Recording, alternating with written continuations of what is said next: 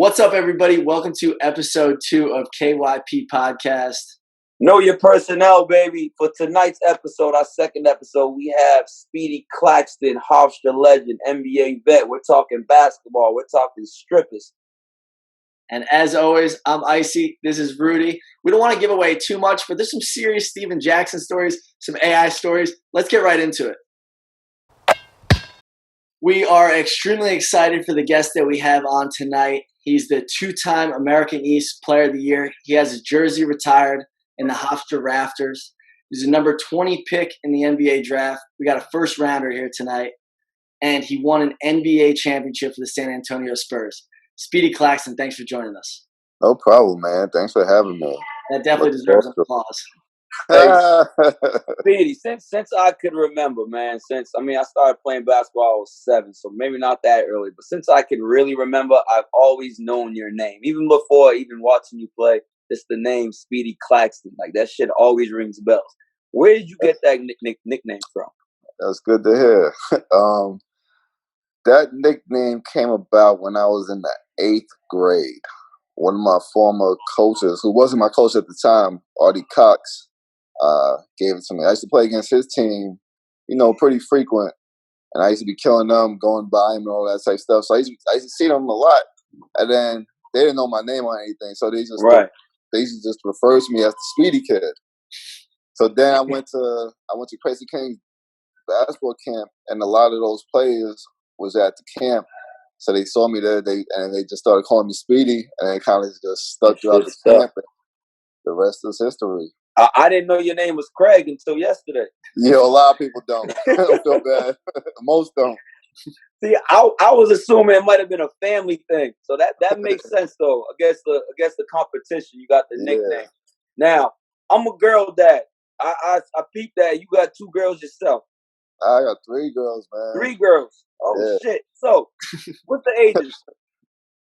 17, 16, and 10. Do any of them hoop? Now I'm asking you this because I got a 7-year-old and a 2-week-old tomorrow. She'll be 2 weeks, and my 7-year-old's a soccer star, and I'm trying to get her into basketball without pushing her. So I need some advice, dog. This is like, we don't even got to record this. This is a personal question. Nah, actually, I have all girly girls, man. None of them are into sports. So hey, that make me feel a lot better. Okay, I can even help you on that one. Now, I peeped that your family, you have a brother and a sister. Your brother played at Villanova and your sister played at St. John's? Yeah, I actually have 5 sisters, 1 brother. Mm-hmm. But yeah, the 2 that you talking about, 2 of my younger siblings. And yeah, he went to Villanova, played for Coach Wright also. Then my little sister, who was very good, she went to St. John's for a little bit. What were those battles like in the family games? Man, growing up, there was so much fun. It used to be like me and my little sister against my dad and my brother, and we used to be out in the backyard in the driveway playing games and just going at each other. And I mean, it was so much fun growing up. Now that I think back of it. So you ended up having like a historic career. I think most famous alumni in Hofstra history. Was it because you were a local product? Where else were you looking to go? What drew you to Hofstra? I definitely could have went other places. I had St. John's coming after me, Georgia Tech, Seton Hall, but Coach Jay Wright, who's now the Villanova head coach, who won 2 national championships, he was actually the head coach of Hofstra, and he just did a terrific job of recruiting me. They showed the most interest out of everybody, and that played a huge part in my decision. What was the official visit like? Was it a good time? We always talk about official visits here. We had Ryan Archidiakono on, who was another Jay Wright recruit, and he said Jay puts on a good time for the players. So it's funny because I grew up. Well, not grew up, but I lived 5 minutes from Hofstra campus. So during the recruiting process, he had me over there like 2-3 times a week. Oh. So I really didn't even need to take an official visit. Right. I was like, man, I'm already used to the school already. I live around the corner, so I know about it. I really need to stay on campus. I could imagine, right? We live in that highlight, that mixtape era, where you go on Hofstra Highlights or any of these web Mars Reel, where these high school kids, they all got a highlight or a mixtape. Yeah. With your name, I can't imagine how you think your mixtape would look. Speedy Claxton's mixtape. Man, my mixtape would have been sick. Yeah. I wish they had all of this back when I was playing, man. Right. But I remember I did put together like some highlights, a highlight tape when I played. But it wasn't like the way these joints are now. So I can only imagine if we had the technology like they do. Right. Sometimes I gotta remind kids. I'm like, you understand? This is a highlight tape, right? This is all the things they do good. Highlight tapes can fool you, man. Highlight tapes can make anybody look good. Hell yeah. We have the best producer in the game, so he'll add in some video right now as we're talking about the highlights. I was watching some of your high school stuff.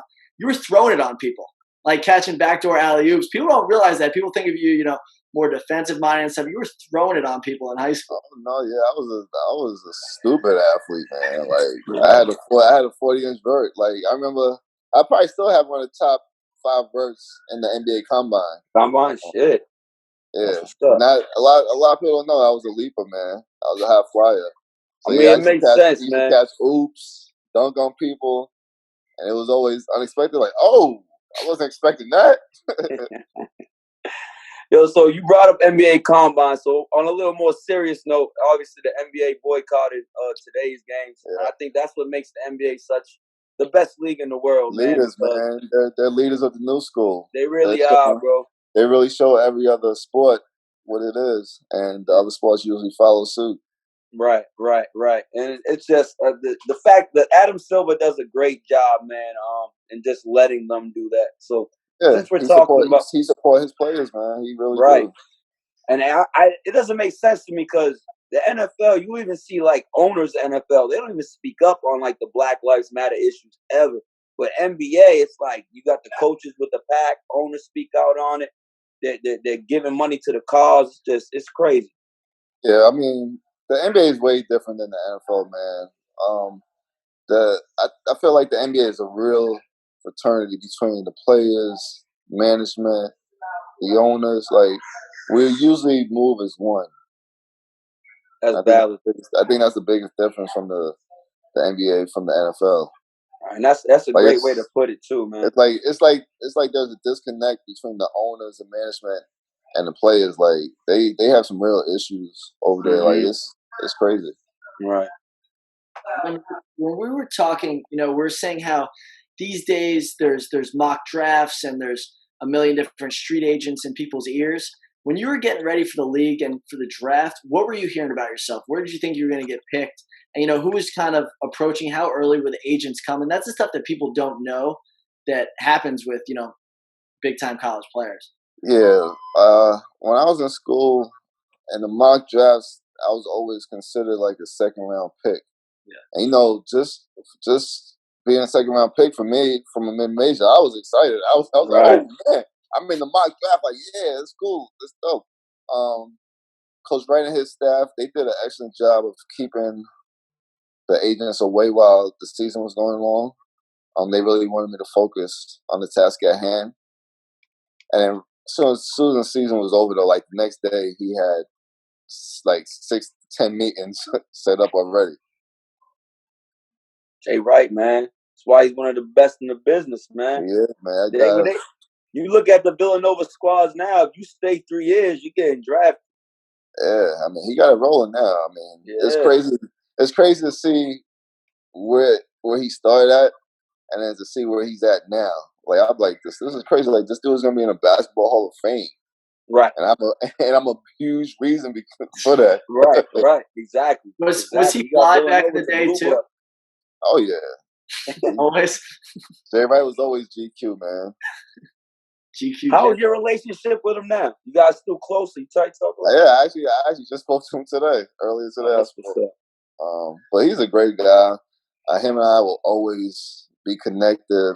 But it's a dope person to be connected to, man. Mm-hmm. Absolutely. I'm not saying he owes you, but if you never went to Hofstra, well, I'm gonna say he owes me. Bank account might look a little different right now. Yeah. I'm gonna make sure I tell him to let me hold something on his neck. Hell yeah, shit. Now, what leading into the draft? What was your situation like, home wise? Like, were you comfortable? Were you coming from not so much money? Like, how was that going into it? Was I comfortable? I'm gonna say I had a roof over my head, man. Right. So yeah, right. I was good. Me and my family, I didn't grow up rich. You know, I was probably lower middle class. Had both my parents in my life, but I had 6 siblings that I had to share everything. I had 6 siblings that I had to share everything with. It's funny because me and my brother and sisters, we joke about it now. Like, we'll eat a whole mango, for example, nowadays. And we're like, yo, remember we used to have to split this when we was younger? 6 people on a mango. We used to have to, yeah. But right. back then you didn't realize that he was that poor. It was just a way of life. Like, okay, I got 6 siblings. I can't have a whole mango. I got to split it with somebody. So you got to find somebody to who else want to eat a mango. If nobody else want to eat a mango, you can't have that mango. Shit, I was the only child till I was 21, man. My mother got her groove back a little late, but you was lucky. You better than me. I would have ate the shit out of that mango. Nah, because then you would have got your ass whooped. Yeah, that's true. That's true. When you started to become kind of, a household name, definitely in the tri-state area, did you notice people coming around, before the draft? Was there more people kind of in your ear and trying to latch on, or? Yes, but no. Remember, we didn't have cell phones back then, so nobody was getting in contact with me and stuff. So everybody would have to either see me at the game or something like that. So, I mean, at the game, my parents was there to kind of shield everybody. But more people started coming around and started to take notice. What was draft night like for you? Take us through what you did that night, because it was amazing. It was an amazing night, man. It's a night that I knew could potentially change the rest of my life and my family's life. And your family, yeah. So, I mean, I remember the night before the draft, I got 0 sleep. I couldn't sleep. I was so nervous and anxious. And then the whole draft day, it seemed like the day was taking forever. I was like, oh my God, man, like, this day is going to be freaking long as hell. So then finally, when the draft came, I wasn't fortunate enough to get invited to the draft. So I had a draft party across the street at a local bar called Bogart's. So it was just me and my family and my friends. So we watched it over there. And I remember just going through the process and then finally hearing my name get called that night, and the place just erupted. And I was like, afterwards, I was like, you know what? This was so much better than going to the draft because I was able to share it with so many more of my close, immediate people. So, I just walked around hugging everybody. Everybody was crying. And, I mean, it was tears of joy. Like, everybody was happy for me. And it was a huge moment in my family's life. Now, what was that turn up like? So you ain't in the green room right now. You at the bar. So on average, give me a ballpark number. How many shots did you have? We had a great night, man. I couldn't enjoy it too much because I knew I had to go to Philadelphia the next morning, man. Yeah. But it was good. But after I came back, we definitely celebrated, me and my boys. That's what's up, man. Now, your boys now, you still got the same boys throughout your whole career? Yeah. That's what's up, bro. That's dope. So you had a strong circle. A1 from day one. That's what's up. That was the thing about me. Like, you can ask any of them, and they'll all tell you, like, I didn't change at all. Right. But sometimes, too, it could be the other way around. You know what I mean? They was all happy for me. That's beautiful. They was a part of my circle, man. Like, when I won that championship, it felt like they wanted too. They was happy. But I have no hate in my group. When you so you get to Philly, and there's some high-profile players, most specifically Allen Iverson over there. What was that like? Was there ever were you ever starstruck, or were you just ready to go from the beginning? Hell yeah, I was starstruck. Come on, I said, hell, hey, I'm, I'm just asking. I'm just how asking. do you not be? Like that's what I was looking up to. And then to get drafted to Philly, I'm like, oh my God, I'm about to play with Allen Iverson. I'm like, yo, this is crazy. I'm about to meet AI. Like, that's about to be my teammate. Like, this is wild. Right. And then I remember the first day I got, not the first day I got there, but when I went back in September, when we started playing pickup, and he was in the gym, I was like, oh shit, this nigga AI is here today. I was like, I'm about to meet him. So he came over. I went over, introduced myself. He said, nice to meet you, young fella. And, we played pickup, and it was just cool to be there, man. And then afterwards, he invited me out to lunch. We went to Fridays and kicked it. I was like, yo, this is dope, man. I can't believe this is a dream come true for me. I was going to say, did you have the Coronas at Fridays? Did you guys play Monopoly? Were you in that squad with him? Nah. Man, AI would have had me go into my first day with Philly with the do-rag on, big chain. You didn't have no tats. So I would have got some shits on.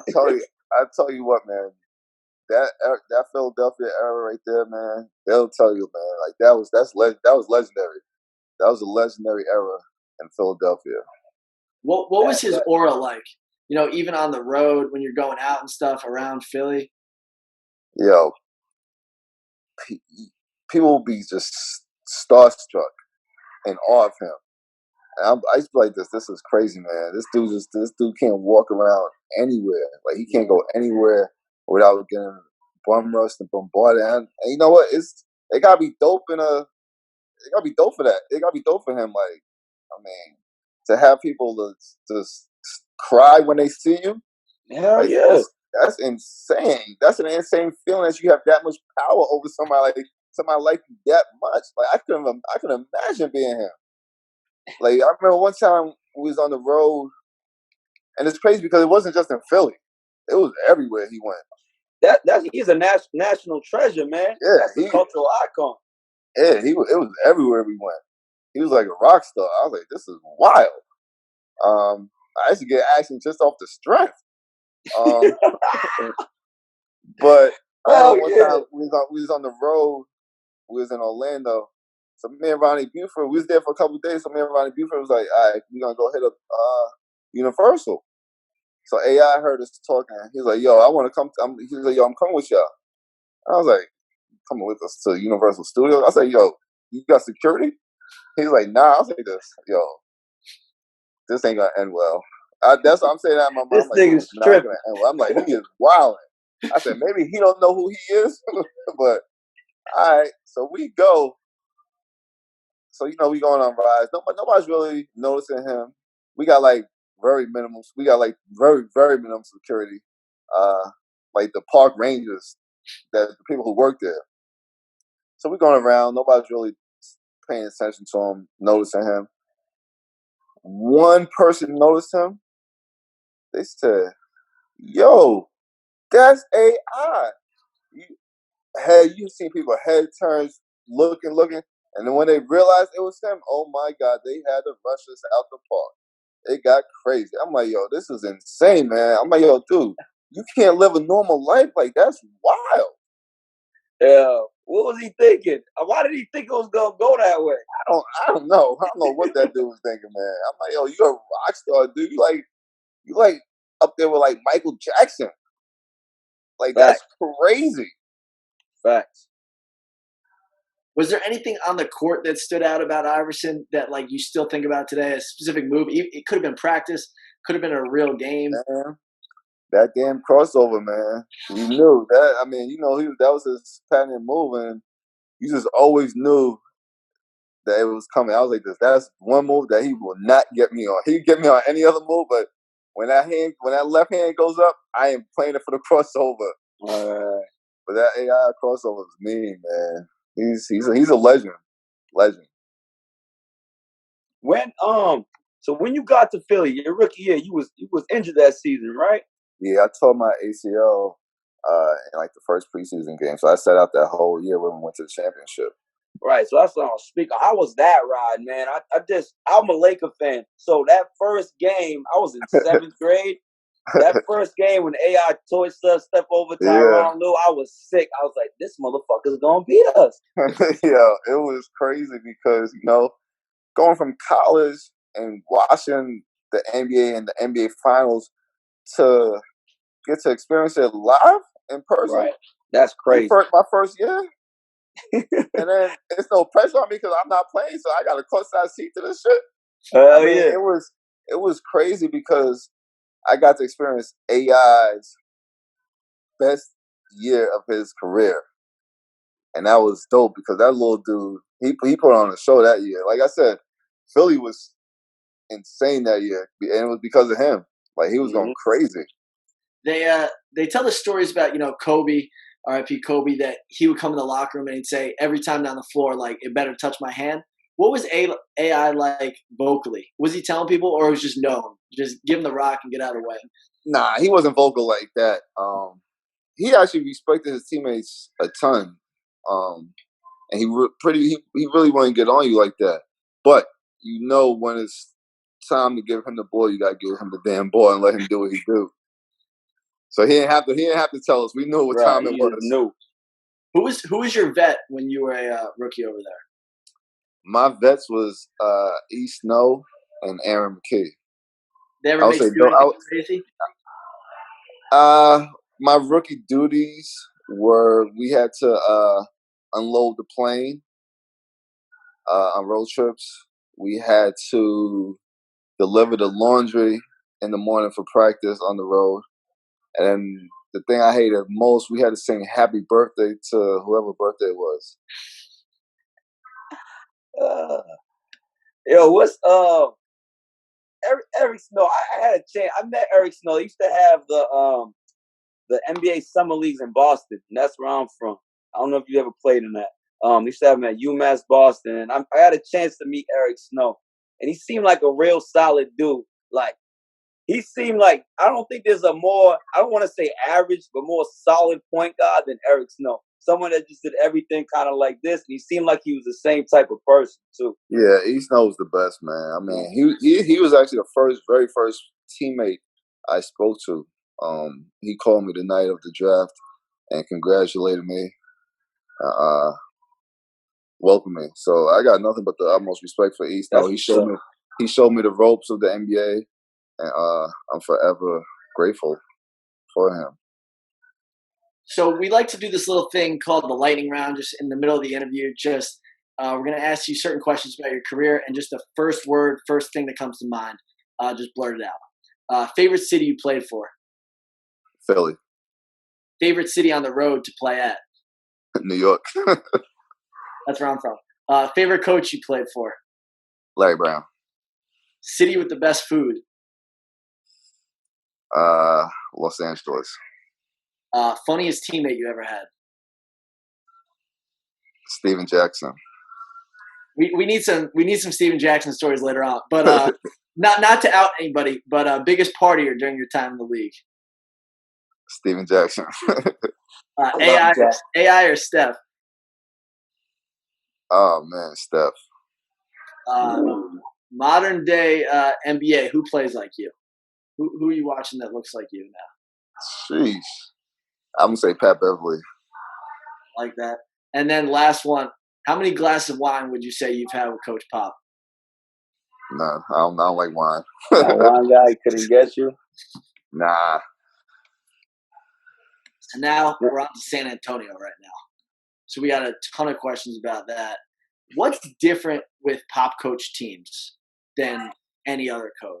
Like, if you're contrasting him, Larry Brown, Pop's team is gonna always be very disciplined. Everybody's gonna know your role. They're gonna play their role. They're gonna perfect their role. Pop is a no nonsense guy, so you're never gonna have any real off court issues. That's Pop. How similar is, because if you talk to Villanova players now, they always preach on how disciplined Jay Wright is. So how similar was it from Pop and Jay Wright? Was it an easy transition for you? Yeah, I mean that's why it was an easy transition because it's very similar. Coach Wright is a no nonsense guy also, and he runs a tight ship. So I was already used to being on a ship like that. So it was very easy for me to fit into San Antonio's system. That makes sense. Now, watching Tim Duncan as a youngin, right? Big fundamental, dude's great, one of the greatest. But game was very boring, right? He never really had that anything on his face. Now, when I see how cool Tim Duncan looks now with the dreads, like now it's like you're getting a little bit more of his personality as a coach. He really didn't give you much as a player. I just want to know that you play with him. Like, what is his personality like? It's funny you say that because Tim is like the biggest jokester. He's one of the biggest jokesters there is. Like always cracking jokes, always making jokes. Like he's a great teammate. Like he's not shy and timid like you think he would be or he is. Right. Like he's nothing like that at all. He's actually the complete opposite because that's what I thought going the same. So Tim was mad quiet, and when I got there, he was the complete opposite. Right. I'm like, wow, this dude really puts on an act. He's just quiet on the court Right. while he's playing. That's the only time he's quiet though. And he calls Steven Jackson the best teammate he ever had. What was Steven Jackson like as a teammate? You have any stories or anecdotes about him that really stand out that people might like? Yo, he is the greatest teammate. I mean, that year when we played together in San Antonio, like he really is the one who showed me around because I think he was there the year before already, so he kind of got the lay of the land. But when I got there, man, he showed me around the city. I mean, we hung out a lot. We were probably best friends on the team. Like we was together every day. It started off after practice, we went to strip clubs a lot. So like I'm talking about a lot. Every day we was at the strip club. So we go to practice. After practice, go have lunch at the strip club because we like food. Oh, hey. So the San Antonio strip clubs are lit like that? Oh yeah, they popping. Really? Berkeley was trashing. Nah. Hey, man, I gotta get on Skip Flag right now. Nah, San Antonio strip clubs legit. Like Really? legit. Well, they were back then. Right. Might be a little different now. There was a lot of them. Like it wasn't just one. Charles Barkley's always killing San Antonio. Charles killing San Antonio, man. I don't know why, man. It's not like that. San Antonio he had a bad experience with his San Antonio got some nice females, man. Man, say less. And you don't have to say specifically yourself, but how much cash was being thrown in those days when Steven Jackson was going to those establishments? I mean, we was making it rain. During lunch, or is that? Nah, at lunch it was just more, more getting to know some of the females. So when we come back later on that night, we're gonna, take care of them. Yeah, I like that. That's a good philosophy. It's a good way to go about it. Now you got the chance to play with the Big Three, and they say the year you guys won the NBA championship, that was like officially the start of the era of the Big Three with Ginobili, Parker, and Duncan, and then the end of the Twin Towers. So, could you anticipate that they were going to be as great as they was? Nah, not back then, man. Because Tony wasn't Tony. Like even a lot of people don't know that year that I was there, I was actually playing more than Tony Parker at the beginning of the year. It's not until I went down with a shoulder injury and I was out for like 3 months that Tony Parker really started coming into his own. So, hey, it looked like someone else got to owe you some money, bro. Yeah. Jay Wright. Yeah, because if I never got hurt, I don't know if he would have been right for too much longer. But not back then. Of course, Tim was great, and you see the potential of Manu, but not to where he got to. You just say, okay, he's good. He knows how to play. And then Tony was not Tony, so not really back then. But man, they did some work, man. They're definitely one of the toughest Big Threes. Absolutely. So you had the front row seat when you're on the Sixers to the NBA Finals. Now with the Spurs, you're absolute integral part. What was that whole situation like? That whole playoff run, obviously culminating in you taking over in the game clinching, win, series clinching win. It's funny because like how these kids and organizations and all that be talking championship now. We weren't like that back then. Like I remember that year, like we wasn't talking championship. We just take it game by game. And then once we got out of the first round, I think we played Phoenix in the first round. And that was actually a scary opponent for us because Steph Marbury was huge problems for Tony Parker. Right. But he took it personal against Tony. So we was like, when we drew them in the first round, I was like, that's a tough one for us. They actually beat us the first game. And, we kind of handled business after that. And then the second round, we played the Lakers. Yeah, we played the Lakers. They got Kobe and Shaq. Right. We knew that was going to be a tough matchup. But got by them. Then in the Western Conference Finals, we played against a great Dallas team that a lot of people was talking championship team. Nobody Who talked about was us on having that a Dallas championship team? team. It was Steve Nash, Dirk, obviously, Yeah. Mike Finley, Nick Van Axel. Mm. Who else? Josh Howard. They had a team. Right. Hell yeah. They had a really good team. So everybody was preaching them about being a championship team. So we beat them in 6 games, and then went on to the finals to play Jay Kidd and them. And I remember once we made it to the finals, I'm like, this is wild. Like I'm actually in the NBA finals. Like this is crazy to me. Like, I have to be dreaming. Right. And it's just to experience that though, man. It was ill. It's something I'll never forget. Like even when I watch the finals now, I think back like that's crazy, man. Like this was me. I was somebody's entertainment. That's crazy. It's dope, man. During Game 6, when you were kind of taking over down the stretch, did you stop at any moment and think like I'm doing this in the NBA Finals, or were you just focused and locked? Nah, at that moment you're locked in, man, to what you're doing.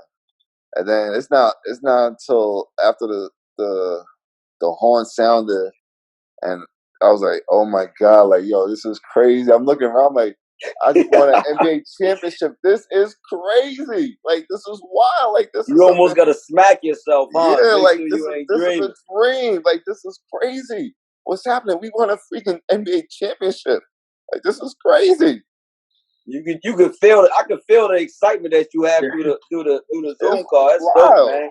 Shit's amazing. It's crazy, man. Does that like when was your like I'm here moment in NBA? Was it winning the championship where you were like, man, I'm here? Or did it happen before that? Yeah. Nah. Winning the NBA championship. Okay. I was like, wow, this is crazy. Yeah, I'm here. This is the NBA. This is dope. And then when I came home, I had mad draft parties. Like it was crazy. How long does the celebration go for? Like how many weeks? 'Cause I know a lot of players, take off for a couple of weeks after the season. How many weeks, months does that pure celebration go on for? You know what? It's you pretty much celebrate for that whole next month, man. Like what was the strip clubs like in San Antonio? Oh, that night we actually wore our jerseys to the strip club.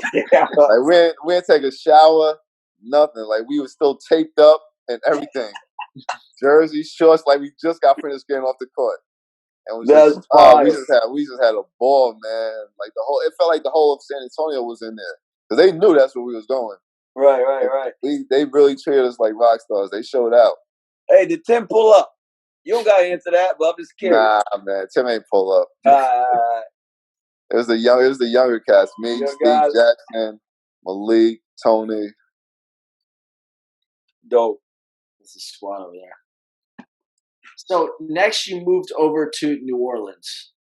What was like contrast-wise the difference between San Antonio playing-wise, New Orleans? You had to deal with some injuries down there. Some obviously Katrina was a terrible situation. It was night and day. I mean, San Antonio was probably the best organization you could play for. And then sports.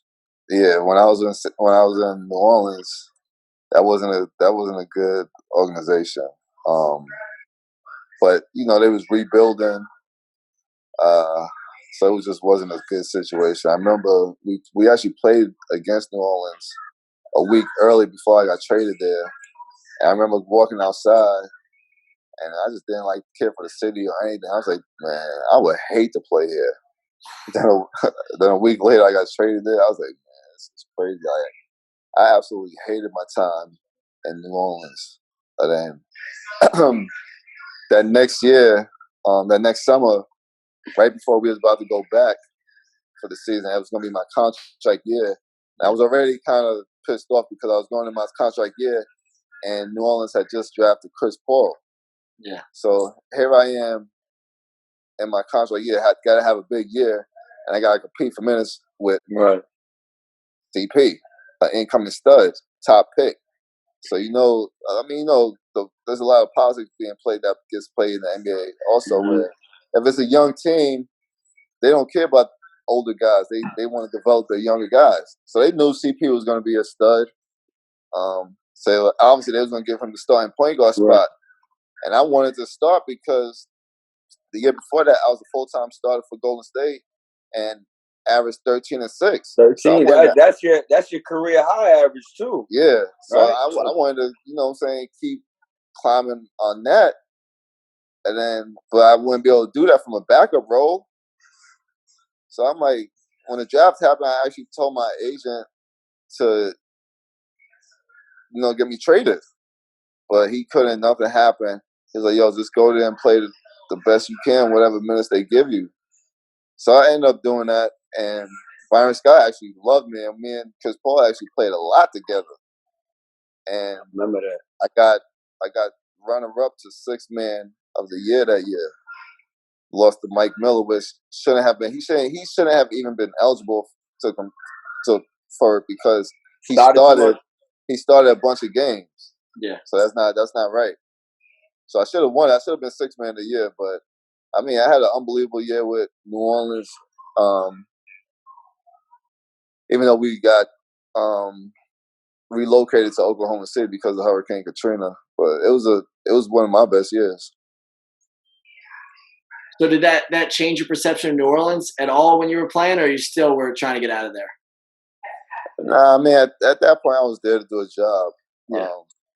But we didn't go back. We didn't go back to New Orleans. Okay. Remember, to Oklahoma City. We was in Oklahoma City for the year, so I loved Oklahoma City. I knew they was gonna get them a team because the way the fans got behind us when we weren't truly their team was tremendous. We didn't know. We actually didn't know how the fans was gonna treat us because we weren't really their team. So we thought they was gonna be cheering for the Kobe's, the LeBrons, the D Wade's when they came in. But it was the complete opposite. They got behind us and they was booing the hell out of them. I was like, wow, this is dope. And they still bring that college atmosphere now to the league. Yeah. So did you have family in New Orleans was your family living with you in New Orleans when Katrina hit? How was that transition? Yeah, my family was living with me, but we weren't there at the time. You weren't there? Okay. Because Katrina happened in September, I believe. Or August or September, one of the... it was late August. Yeah. It was late August, I think. So we didn't get back. We didn't move back into the city. We usually go back to the city after Labor Day. So we weren't in the city. So yeah, it was late August. So once Katrina happened, we kind of figured we weren't going back there, and we kind of stayed home actually extra longer than we would have until they found Oklahoma City was going to be our destination, and we just moved out there. And then the NBA paid to have our stuff that was in New Orleans shipped over. Oh shit. Was that ever tough? Obviously you're a journeyman. You had such a successful career, but just with a family, having to switch city to city, was it tough to explain to the girls? It's very tough.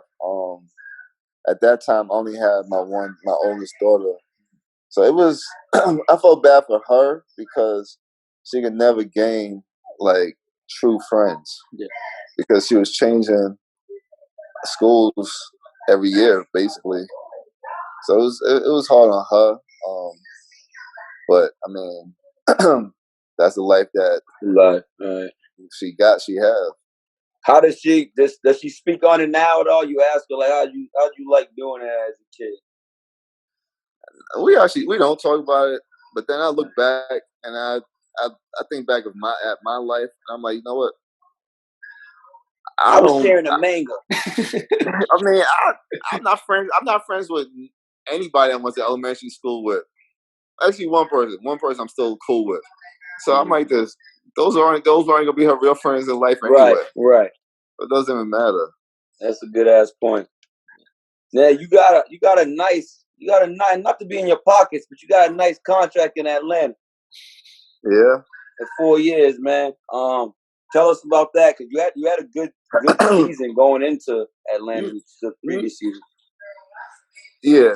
When I was in New Orleans, not New Orleans, Oklahoma City, that last year before I signed that contract, I had a great year, but I could feel my knee going out, so I wouldn't practice at all during that year. I was just only play games because just for some reason I guess over the course of my career, after I tore my ACL my first year, there's a lot of wear and tear on it, and I think it was kind of starting to catch up to me. So once I signed my contract, I told him that I'm having a little knee issue. So we started rehabbing it, but it just kept getting worse and worse. I never really got to kind of play in Atlanta. Like if you look at my numbers and my games, you like this. Damn, what the hell happened? And it was because my knee was acting up.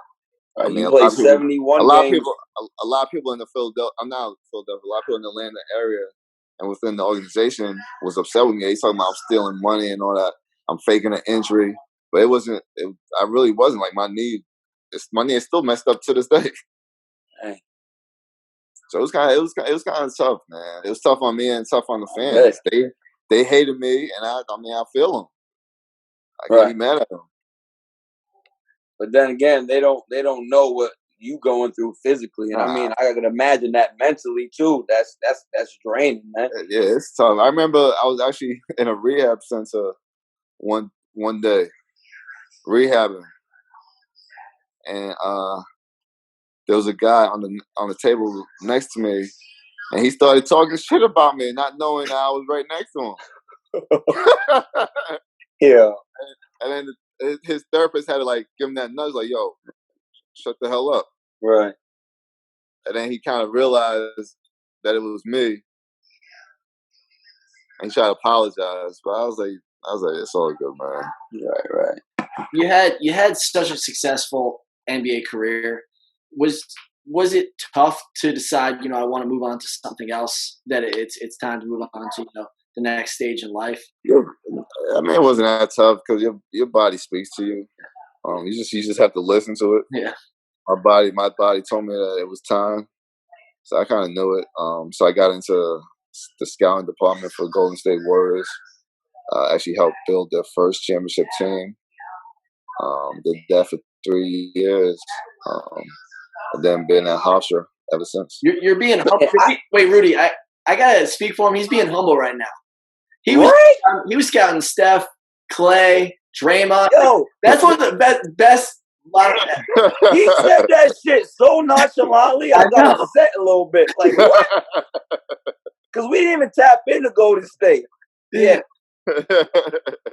I was reading about it. Like, what was that like? You see something in all of them that you really, knew that this was going to be a contender, and like obviously. Oh yeah, well, you knew Steph and Clay could shoot the piss out the basketball, and then you could see Draymond had his IQ for the game was off the charts. Yeah. So you pair both of them with a decent big man, you got a great team. So that Bogut's very underrated, and for what he did with Golden State and in his role. All those illegal strings he set for them dudes. Right. They didn't get called. Now, like from when you played at Golden State for Don Nelson, till when Steve Kerr got there, even Mark Jackson, like how much has the culture has shifted? How much did the culture shift? It's shifted in a major way. But I tell you what, man, I'm so happy for the Golden State fans because they deserve that. Like they used to, we weren't winning when I was there, and they still came out and supported us and didn't boo or any of that. So I was so happy for them to finally have a championship team and to have that dynasty that they had. So shit, besides Atlanta, man, every team you play for, you play for some good things. Oh yeah. The only people that hated me was Atlanta. Right. Like and I would never move there and use my name. Yo, the strip clubs in Atlanta wasn't it? Nah, I never said that. I never said that. My bad. Never said that. My bad. You talking They about? like you there though. That's all that matters. You talking about the top of the top there. You honestly played for, Hall of Fame coaches when it comes to Pop, Larry Brown, Don Nelson. You played for the best of the best. Jay Wright, another Hall of Famer. What did you take away from them when you decided to become a coach? I mean, I was fortunate to play for some great coaches, man. And the thing that I'm going to take from all of them is they all treated every player on their team the same, no matter if you was a starter and an all-star, so if you was the last man on the bench. And that's dope of them because a lot of coaches aren't like that. Right. Now, Speedy, for our last question here too. What's your ultimate goal as far as coaching? My ultimate goal is to hopefully take over the Hofstra program one day.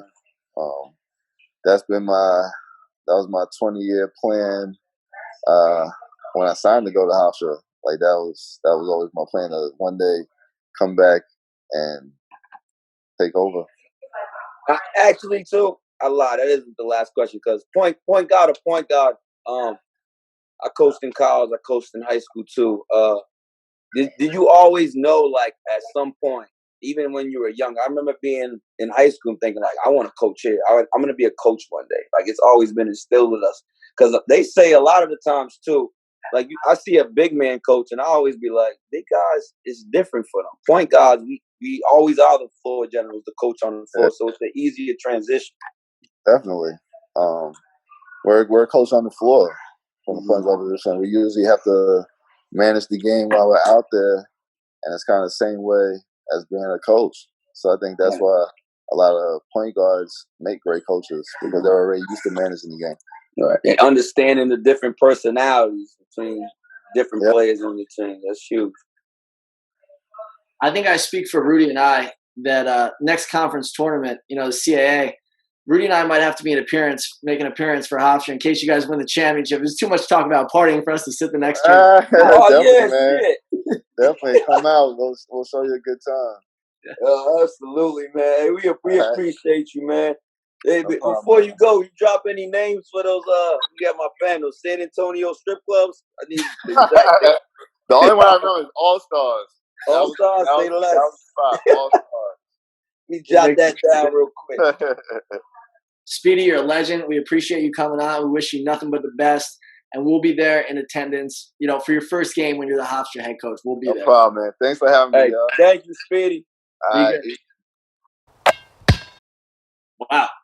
That went great. Speedy's a legend. Rudy, what'd you think about him? If you would have told 10-year-old me that Speedy Claxton was going to talk to me about strippers and basketball, I would have slapped you in the face. And him and AI are neck and neck right now on who I like more. He's just one of those household names. Like, everybody knows Speedy Claxton. I mean, Luke, you were a season ticket holder for Hofstra. How crazy was that for you? Yeah, I loved it. Growing up, he was one of my favorite players, so it was a real special opportunity to be able to interview him tonight. And shout out to Speedy, man. Shout out to Speedy. Everyone, make sure right now to like and subscribe on YouTube if you're watching right here. If you're on Spotify, download Apple Music. We're all over the place. We got a huge guest coming up next week. You're not going to want to miss it. Last week, I gave it away with a spoiler saying Speedy Claxton. Next week, you're just going to have to tune in to see. KYP. Know your personnel. See you next week.